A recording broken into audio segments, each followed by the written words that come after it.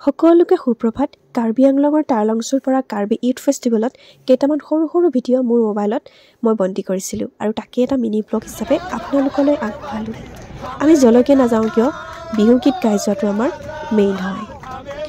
মই হৈছোঁ ফুলবলীয়া, য'তেই ফুল দেখোঁ তাতেই লাগি চাওঁ। আমি হৈছোঁ ভৈয়ামৰ কাৰ্বি, পাহাৰৰ ওখ চাপৰ একা বেকা বাটত খোজ কাঢ়োঁতে ভৰি বিষ হৈ গৈছিল। তাতকৈ মই এটা কথা স্পষ্টকৈ উপলব্ধি কৰিছিলোঁ যে সেই পাহাৰৰ মানুহখিনি আটাইতকৈ সহজ সৰল।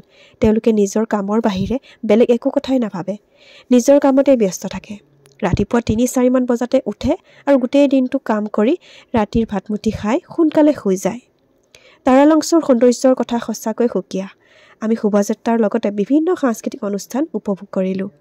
কলাগুৰু বিষ্ণুপ্ৰসাদ ৰাভাই কৈছিল যে কাৰ্বিসকল হৈছে অসমৰ কলম্বাছ। তাত থকা দিনকেইটা আমি হাঁহি ধেমালিৰ মাজেৰে পাৰ কৰিছিলোঁ।